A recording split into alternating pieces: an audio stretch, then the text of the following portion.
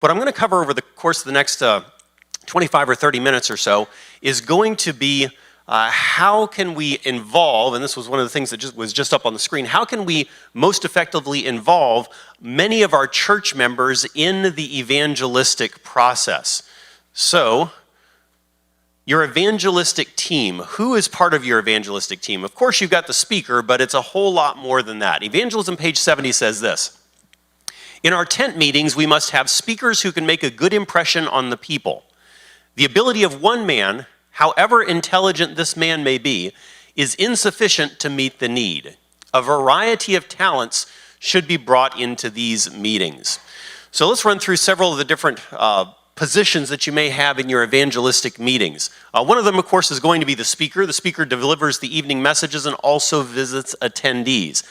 We've got a variety of people who could be speakers, and we ran through a number of them yesterday. Who are some of the people that could be the speaker? Could be the pastor. Yep. Who else could it be?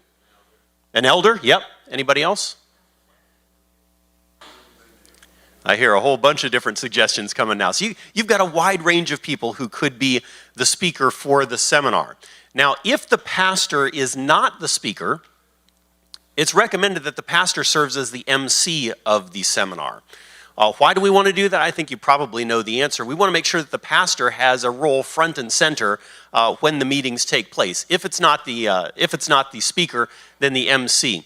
It increases his role and prominence throughout the series, and the goal is to have attendees connect with the pastor.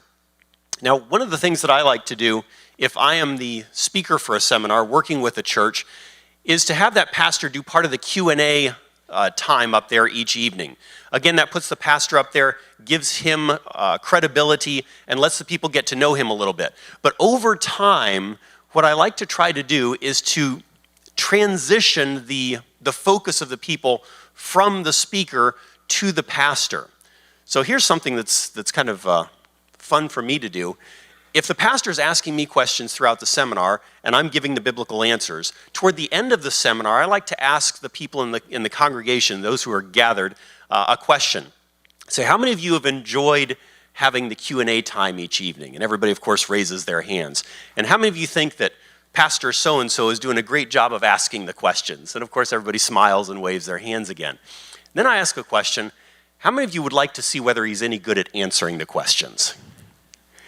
And then swap places toward the end of the seminar so that the pastor ends up answering the questions and I end up asking the questions, or the speaker ends up asking the questions. What's that again doing to the pastor? It's lifting him up, it's endorsing him. And toward the end of the seminar, I'll often have the pastor start preaching some of the messages. So taking the focus off of the speaker and onto the pastor, because ultimately, who do we want to connect? Well, ultimately, we want to connect the attendees with whom? With Christ. But here in a local congregation, who do we want to connect them with? The pastor, most certainly. So the goal is to have the attendees connect with the pastor. John 30:30, he must increase, or John 3:30, he must increase, but I must decrease. Prayer team. This, of course, is very important. Choose a prayer team leader. A couple of different ways that you can do prayer during an evangelistic series. Option 1 is my preferred method, but option 2 works as well. And option 1 is to assign members, once you've got the leader, assign members 15-minute time slots throughout the evening to pray. If you start the meetings at, say, 7:15 or so, have the prayer start at 6:45, and then have different members assign 15-minute time slots to pray. And then the members sit in the audience so that they know what is happening and pray at their assigned time. In other words, we're not pulling the prayers out of the audience and putting them in some back room somewhere or the basement or down the hall around the corner. They're actually sitting in the congregation with everybody else, with their eyes open, looking around and trying to determine who needs especially to be prayed for at that moment. You can see some people who are sitting there with their brow furrowed and their arms crossed. Those people need to be prayed for. If the speaker swallows a bug, pray for the speaker, pray for the bug, I suppose, as well. But when you're in the audience, you can see exactly what needs to be prayed for. You can hear exactly what needs to be prayed for. And so have that continue throughout the entire evening. Option 2 is one that's been done for many, many years, less popular, or actually more popular. And that's to have a prayer team meet in a nearby room to pray throughout the meetings, and members come and go or remain for the entire time. And it's not that this is a bad option. This does work, most certainly. But my preference is to have people all throughout the audience looking around and watching and seeing what to pray for. Number 3 continued. Before and after each evening seminar, there should also be a team meeting to debrief. This is really important. This helps us to understand or to improve the seminar on the fly as it's occurring, as it's moving, because different people are going to see different aspects of the seminar that can be improved, that have problems or they're working very, very smoothly. So if you have a meeting beforehand, maybe half an hour before we open, maybe half an hour after it closes or once the guests have left, it gives an opportunity for everybody to provide feedback. Maybe the sound system isn't working quite as well in one area of the room. Maybe it's tough to see the screen somewhere. Maybe there was a bottleneck at registration. All these things can be helpful in debriefing and then praying for those elements that need help. This meeting should include all the volunteers, including the prayer team. Greeters. Greeters should be friendly, welcoming, and happy. If I use the word sanguine, how many of you know what I'm talking about? All right. Sanguine people, what are they like? They're happy, they're bubbly, they're energetic, they're hopping around, they're meeting everybody, they're talking to everybody, they don't care who people are, they just want to talk with them, right? These are great people to have as your greeters. These are the ones that are going to put a smile on their face. They're going to make people feel welcome when they come. Make an effort to learn their names. This is really important for greeters, because if you can greet somebody by name, it means a lot to them. Especially if they don't regularly have anybody paying any attention to them. If you can greet them, hey Bob, great to see you again tonight. Sally, we missed you last night. How have you been? Were you sick? Hopefully you weren't sick. We're glad to see you back tonight. Oh, Reggie, is this your wife that you brought with you tonight? Lovely to meet you. What's your name? You're getting to know people. Now, this should be done, what's the word I use to describe this here? This should be done smoothly and genuinely. Now, I remember one meeting I did down in Louisiana a few years ago. I gave the instructions to the greeters. We want you to get to know people, get to know their names, get to know a little bit about them. Well, maybe I didn't qualify that very well, because one of the volunteers came to me. I was in the main auditorium greeting guests in there, and the volunteer came to me and said, you should probably come out and see what's going on at the greeting area. And so I came out, and our greeter had the guests lined up against the wall. And she had a notepad, and she was saying, what's your name? Writing it down. Where do you live? Writing it down. That's not the goal, all right? So we had to draw her away and re-educate her very quickly. So yes, we want to get to know people. No, we do not want to interrogate them. We want them to feel comfortable, loved, welcome, and so forth. I'll give you a story. This happened in Alabama a few years ago. There was a woman that we had volunteering as a greeter. Her name was Juliet. And Juliet was one of these happy, bubbly, smiley people, just didn't know a stranger. She was a great person to have greeting. And each person that would come in, she would greet them with a genuine smile, welcome them, get to know their names and so forth. And she did this night after night after night. About 2 weeks into the seminar, she was sick, and she didn't make it that night. And about every third guest that came in that night, guess what they asked? Where's Juliet? Was she being effective? Yes, she was. These are the types of people that you want to have as your greeters. People who are just going to make the guests feel welcome, like they want to come, like they want to be there. You don't want to pry into guests' lives. Don't line them up against the wall. Exude genuine interest in guests' welfare and build friendships. Again, the goal in all of this, undergirding everything, is that building of friendships and building of relationships. So those are your greeters. Registrars. The goal of the registration person is to register all who attend. Now, typically, you're looking at about age 8 and up, somewhere in that neighborhood. If your messages are too intellectually above the heads of people who are maybe 8 years old, if they can't grasp it, it might be worth bringing them down just a little bit, depending on your community. But if an 8-year-old can't grasp it, something's probably missing in the equation. Anything like 7 and below should probably go to the children's program. You want to collect contact and background information from people as they come in, as they register. Now, how to do registration. I'll share the way that I have done it for the last 6, 7, 8, 9 years, something like that. What I used to do was have a registration table, and people would come in and they would fill out a card or an envelope with their information, and then they would receive a ticket or some sort of record-keeping device that they would bring with them each evening. What's the challenge with doing registration that way? Can anybody tell me? Yeah, one of the things you get is a big bottleneck on the first night, because you get everybody stuck at that table to come in, and you're starting the seminar inside, and everybody is upset outside because they can't get in and they're missing something. And you're asking for all kinds of information from them, personal information, name, address, phone number, email address, what church do they belong to, how old are they, and whatever else happens to be on that envelope. It's awkward for people and uncomfortable for people, and it makes them frustrated before they even make it into the auditorium. So here's what I've been doing over the course of the last several years that at least I found it's worked for me, and it might be worth trying if you're unsatisfied with the way things have worked in your past seminars. I'll have a little envelope that has the same information on it, name, address, phone number, and so on and so forth. And inside that envelope, a little plastic tag, a little plastic key card, kind of like what you have if you go to the grocery store and you want the discounts and they swipe it for you and it takes the discount off and so forth. Like that, it's got a little barcode on it. I'll put that inside the envelope, maybe with a little golf pencil. And as soon as people come in on their first night, the greeters just give them that envelope and say, "Welcome to the seminar, come on in."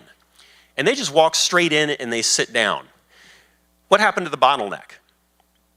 It's gone, it's disappeared. Now, from the front, I'll walk people through the registration process. And I'll say, "You received a card when you came in. What's this card all about? We want to make sure that you are able to receive some really nice gifts that we're going to be giving out through the duration of this seminar that are based on attendance. How do we keep track of your attendance and what you're eligible for? That little card inside. So I'm going to invite you to fill out that envelope right now."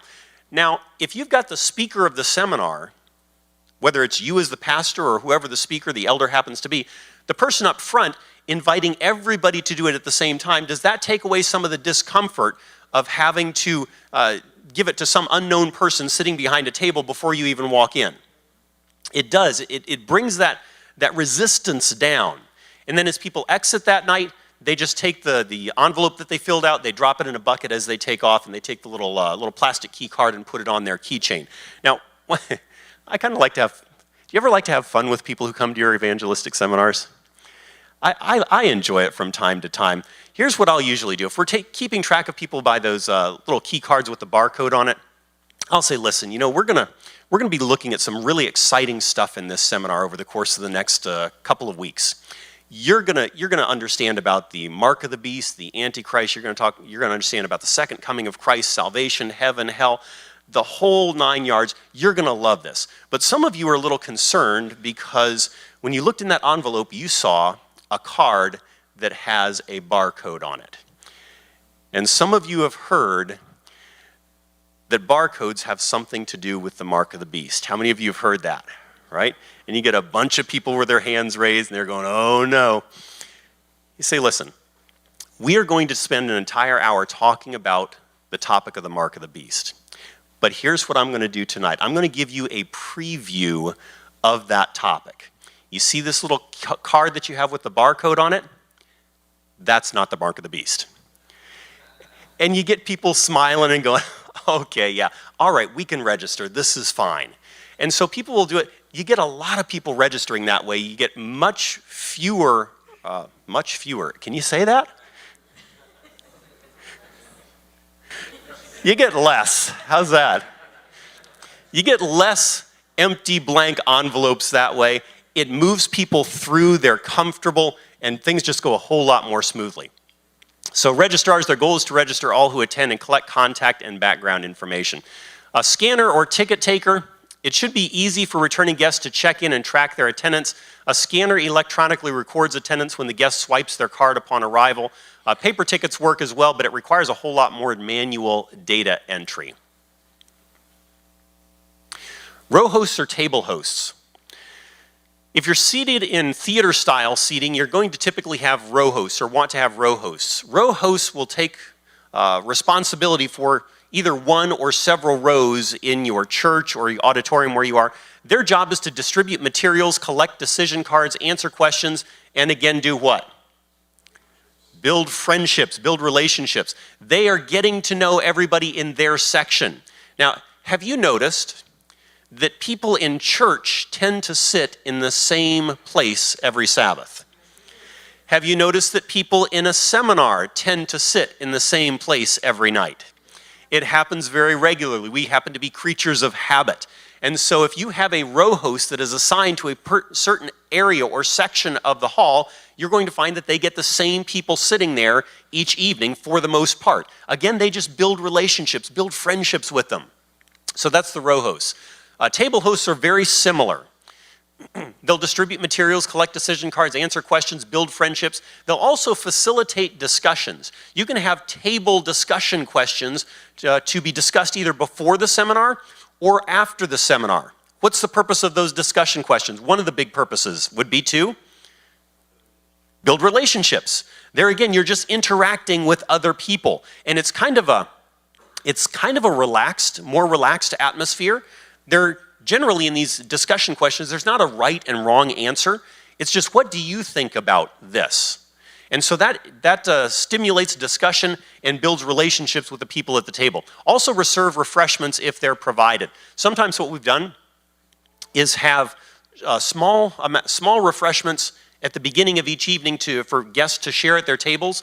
And then if we do a double header, you can either have refreshments in between. We've even done a full meal in between a double header. So people come for one message, then they'll have a meal with everybody. Now, if you're sitting around enjoying a meal, what is that facilitating? Friendships, conversation, discussion, relationships, and then have the second message in the double header. Ushers should help guests find their way to a seat and attempt to seat guests with others who share common traits. Many times the usher position is overlooked in a seminar.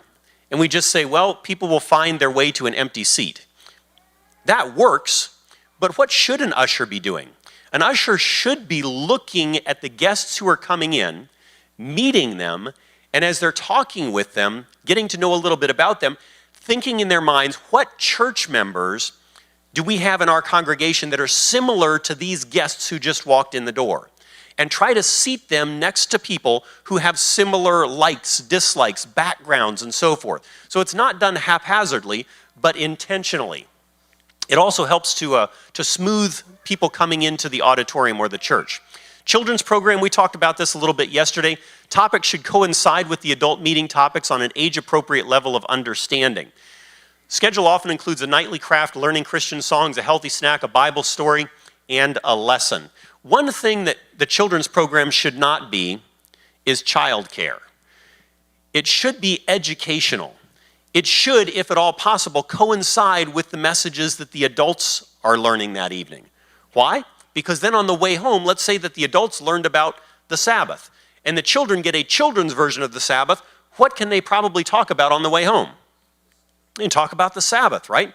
One thing that I've found also helpful, and I haven't checked the legalities here in Tennessee and Georgia and so forth, but when you're advertising on your handbill this event, it's generally speaking best not to say free childcare provided.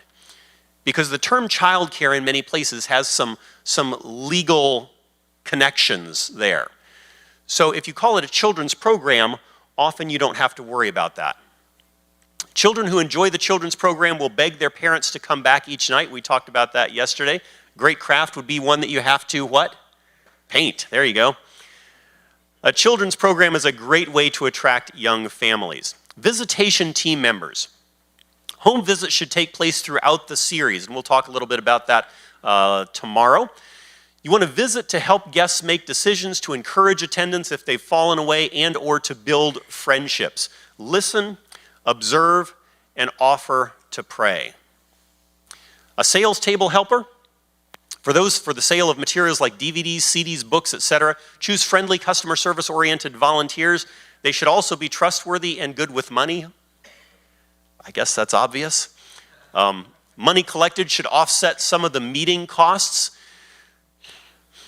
If you have the ability to record the messages, do so, because people want to listen to them over and over again. They'll want to share them with other people. I remember one of the very first meetings that I ever did, I didn't have a duplicator or any way to record anything, and the church that I was working with said, well, would you mind if we recorded the messages and made them available to the church? And I said, sure, go right ahead. That table was so busy. I mean, there were people just picking things up left and right, and I thought, you know what? I need to make this a more regular part of my ministry. And by the grace of God, a lot of people have had their lives changed because of not just the live messages, but the recorded ones that other people listen to later on down the line. Photocopy Helper. This volunteer prints or copies weekly letters, visitation notes, schedules. Deaconesses will coordinate any refreshments and fellowship meals served during the course of the meetings and also help to ensure baptisms at the end of the series go smoothly. The treasurer should ensure that money is spent appropriately throughout the series, keep a track of that, and ensure that offerings collected are properly recorded and deposited. Elders should take care of guest needs and befriend guests. You know, several years ago, I did a meeting in Tullahoma, Tennessee, and we rented it was essentially a warehouse. It was unair conditioned, and it was in September, I think. It was hot and it was humid. I mean, it was stifling in that place. So what did our elders do? They thought, what can we do to make the guests more comfortable? We can't air condition the place, and if we turn fans on, you're not going to be able to hear anything. So they decided, here's what we're going to do. They got several of those big igloo drink containers with a red lid and the yellow sides and the little spigot on the bottom of it. You've seen these, right? They got several of those, and they filled them up with ice water. And then they got some of the big clear plastic pitchers that you see at any restaurant that you go to, and they filled those up with ice water. And as every guest came in, they received a plastic, like a Dixie cup or a Solo cup, I guess, a Solo cup of ice water to take with them to their seat. Then throughout the evening, the usher, the elders circulated through the audience with the big pitchers of water. And if anybody ran low on water, they topped them off. Now, what did that do in the minds of the guests who were coming? What did it tell them? They care for us. They care about us. It's a little uncomfortable, but they're doing what they can to make us comfortable. Do you think that meeting was, shall we call it, successful? It made a huge difference. It made an enormous difference. So take care of guest needs, befriend guests. Bible study coordinator, very important person. They ensure the guests who want to are completing study guides each night. This is probably one of the most important, one of the most useful things that you can do in your seminar is to run a Bible school along with the messages each evening. So give them a study guide each evening as they finish, as they leave. Invite them to complete that study guide and then bring it back the next night to be graded. When you do that, they're hearing the message once as they're coming to the seminar. They're going home, they're going through the study guide again. Then they're looking at it again to see how it was graded, whether they did well or not. It's implanting that message in their mind very deeply. Grade, record, and return the study guides, track student progress, notify visitation team of guests' questions. Have a nice gift to give away at the end of the seminar to people who complete all the study guides. You'll find that you have not just guests doing them, but who else? The members will. How many of you would agree with me that some of our members need to go back through the 28 fundamentals? All right? This really encourages them to do that. A few final points. A well-trained evangelism team that understands its responsibilities helps the series run smoothly, gives members ownership of the series. You want to promote volunteer opportunities early on. All right, that is it for right now. Blessings, and I will see you a little bit later.